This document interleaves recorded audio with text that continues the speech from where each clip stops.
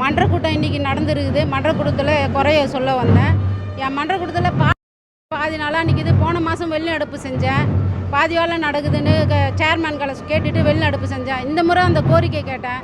என் slum area, என் குடிசை பகுதி அதிகமாக இருக்குது. பிள்ளைங்களை வச்சுன்னு கூரை வீட்டில் நான் பால் வடி நடத்துகிறாங்க. அது கொஞ்சம் சீக்கிரம் முடிச்சு கொடுங்க அன்னு கேட்டதுக்கு கான்ட்ராக்டுக்காரங்க மன்றத்திலே எகிரின்னு வராங்க. எங்களை மன்றத்தை என் மேலே எகிரின்னு வந்து வெளியில் வந்து நீங்கள் பிச்சை எடுத்த வீட்டுக்காரன் வந்து பிச்சை எடுத்தான், அதனால தான் இந்த கான்ட்ராக்டே எடுத்தேன். அவங்களுக்கு அதுக்கு சம்மந்தமே கிடையாது.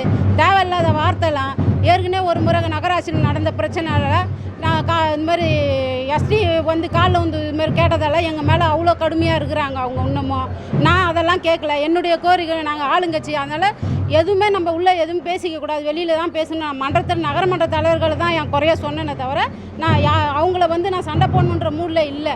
ஆனால் அவங்க வந்து இந்த மாதிரி பேசுகிறாங்கன்னு போது ரம்யா ராஜா, அவங்க 20வது வார்டு கவுன்சிலர்.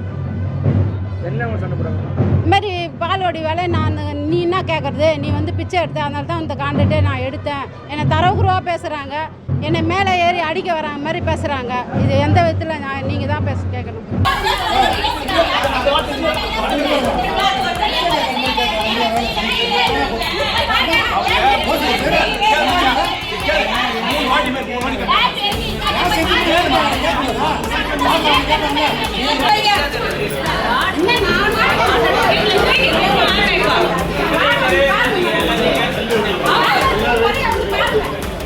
இல்ல